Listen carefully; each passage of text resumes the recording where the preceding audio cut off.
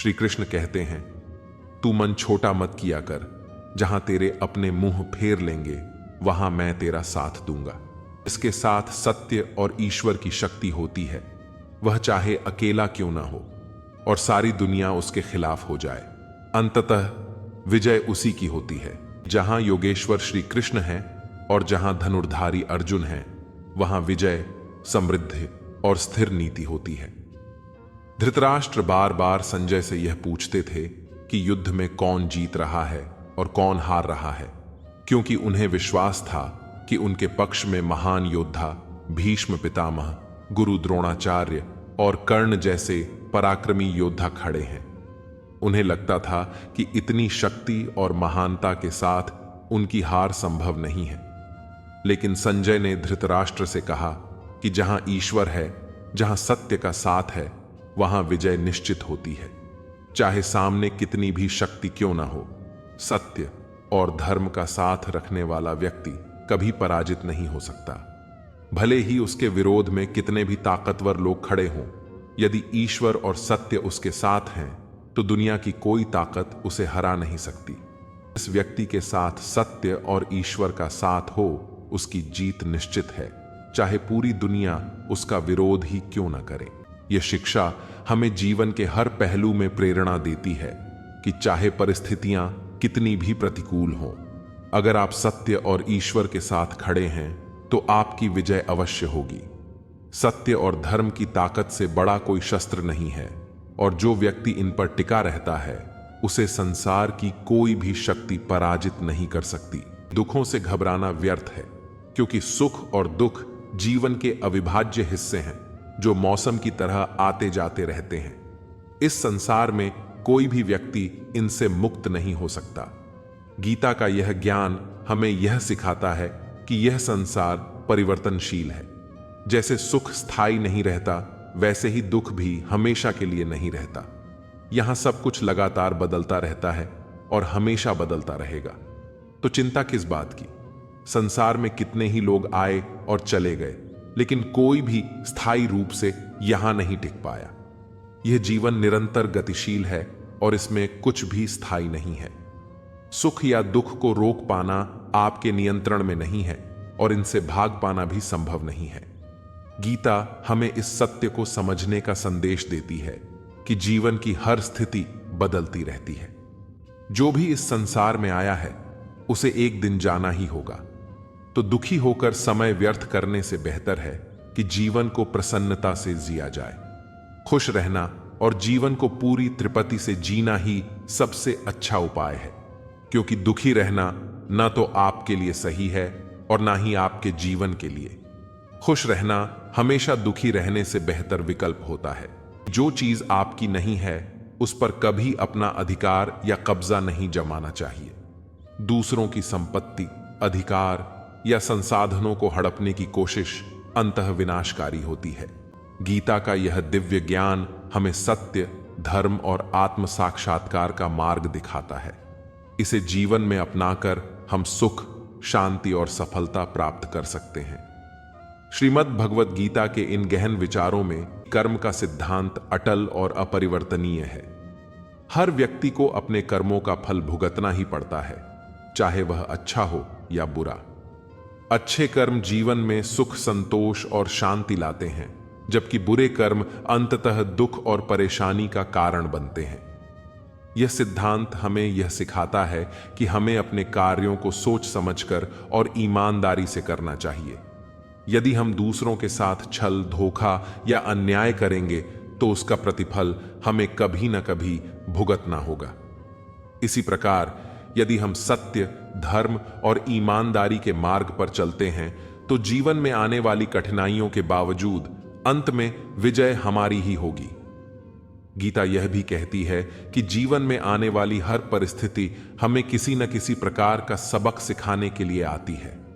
यह परिस्थितियां हमारे कर्मों का ही परिणाम होती हैं। इसलिए हमें हमेशा अपने कर्मों पर ध्यान देना चाहिए और यह सुनिश्चित करना चाहिए कि वे ईश्वर को अर्पित करने योग्य हों।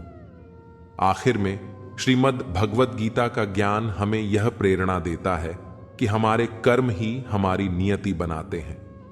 यदि हम जीवन में सच्चाई, धर्म और निस्वार्थ सेवा का पालन करेंगे तो परमात्मा की कृपा हमारे साथ होगी।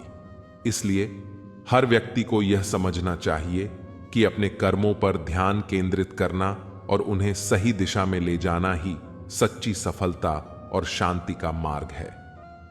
श्रीमद् भगवद गीता की शिक्षाएं हमें जीवन के हर पहलू में मार्गदर्शन देती हैं और इन गहरी बातों को कहानियों और दृष्टांतों के माध्यम से समझाना और भी सरल हो जाता है। गीता की यह शिक्षा हमें यह समझने की प्रेरणा देती है कि हम किसी को धोखा देकर, किसी का नुकसान करके या अन्याय करके अपने जीवन को बेहतर नहीं बना सकते। आखिरकार हमारे कर्म ही हमारे भविष्य का निर्धारण करते हैं।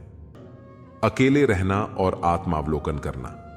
गीता हमें यह सिखाती है कि स्वयं के साथ समय बिताना और आत्मचिंतन करना बेहद जरूरी है।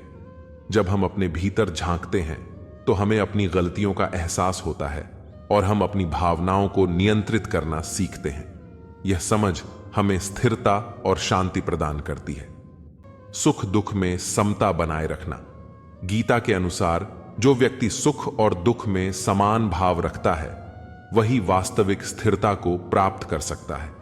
हमें न तो खुशी में बहुत अधिक उत्साहित होना चाहिए और न ही दुख में हताश, क्योंकि जीवन परिवर्तनशील है और हर परिस्थिति अस्थायी होती है। अधर्म का प्रतिकार करना। अंत में गीता हमें यह सिखाती है कि अधर्म और अन्याय का प्रतिकार करना आवश्यक है। यदि हम अन्याय को सहते हैं तो हम भी उस पाप में भागीदार बनते हैं। अधर्म के खिलाफ खड़ा होना धर्म का पालन करना है। यह सभी शिक्षाएं हमें यह प्रेरणा देती हैं कि अपने जीवन में संतुलन, धैर्य और सही कर्मों का पालन करें। इन्हीं गुणों के माध्यम से हम जीवन की हर समस्या का समाधान पा सकते हैं और सच्ची सफलता प्राप्त कर सकते हैं। भगवान श्री कृष्ण ने अर्जुन को यह सिखाया कि जब धर्म और अधर्म के बीच संघर्ष हो तो रिश्तों का बंधन मायने नहीं रखता। जो लोग अधर्म के पथ पर चलकर दूसरों को कष्ट पहुंचाते हैं उन्हें रोकना और दंडित करना हमारा कर्तव्य है। यदि हम ऐसा नहीं करते तो हम भी उसी अधर्म का हिस्सा बन जाते हैं। ऐसे समय में हमें अपने कर्तव्य को पहचान कर सही निर्णय लेना चाहिए और धर्म की रक्षा के लिए किसी भी हद तक जाने के लिए तैयार रहना चाहिए। श्री कृष्ण ने अर्जुन को समझाया कि अधर्मी और पाप के पक्ष में खड़े लोगों का वध आवश्यक है। यदि उनका वध नहीं किया गया तो समाज में पाप और अधिक बढ़ेगा। जब पापियों को रोका नहीं जाता तो उनका साहस बढ़ता है और उनका पाप पूरे समाज को प्रभावित करता है। इसी तरह जब कोई आपके साथ गलत करता है और आप उसे चुपचाप सहते रहते हैं तो वह व्यक्ति आपको कमजोर समझने लगता है और आपके साथ गलत करना उसकी आदत बन जाती है। लेकिन जब आप उसका सामना करते हैं और अधर्म का विरोध करते हैं तो वह अपनी सीमाओं में रहने के लिए मजबूर हो जाता है। कलयुग में स्वयं की रक्षा करना बेहद जरूरी है। यदि कोई आपके साथ अन्याय करता है तो उसे सहन नहीं करना चाहिए, बल्कि उसका सामना करना चाहिए। यही धर्म और न्याय का मार्ग है। इस पर चलकर आप अपने जीवन की सच्ची रक्षा कर सकते हैं। जो व्यक्ति अपने कार्यों को समय पर पूरा नहीं करता और समय का महत्व नहीं समझता, उसकी पूरी जिंदगी व्यर्थ में समाप्त हो जाती है। समय ही जीवन की असली पूंजी है और यदि आप इसे निरर्थक कार्यों में बर्बाद कर देते हैं तो जीवन में आपको कुछ भी सार्थक प्राप्त नहीं होगा। यदि आप जीवन में कुछ पाना चाहते हैं तो समय की कद्र करना अत्यंत आवश्यक है। समय का सही उपयोग आपको न केवल सफलता की ओर ले जाता है बल्कि जीवन को भी सही दिशा में आगे बढ़ाता है। समय बीतने पर लौटकर नहीं आता, इसीलिए हमें इसका सदुपयोग करते हुए अपने लक्ष्यों को पूरा करने के लिए निरंतर प्रयास करना चाहिए। भगवान श्री कृष्ण कहते हैं कि यदि तुम समस्त सांसारिक दुखों से छुटकारा चाहते हो तो मेरी भक्ति करो। जो मेरी भक्ति नहीं करता वह ना तो इस जीवन में और ना ही जीवन के बाद के जीवन में शांति को प्राप्त कर पाता है। बुरे कर्म करने वाले व्यक्ति जो राक्षसी प्रवृत्तियों से जुड़े होते हैं और जिनकी बुद्धि माया ने हर ली है, वे मेरी पूजा करने या मुझे पाने का प्रयास कभी नहीं करते। अपने आप को भगवान के प्रति समर्पित कर दो। यही सबसे बड़ा सहारा है। जो कोई भी इस सहारे को पहचानता है वह डर, चिंता और दुखों से मुक्त रहता है। भगवान पर विश्वास उस बच्चे की तरह करो जिसे हवा में उछालो तो वह हंसता है, डरता नहीं है, क्योंकि वह जानता है कि आप उसे गिरने नहीं देंगे।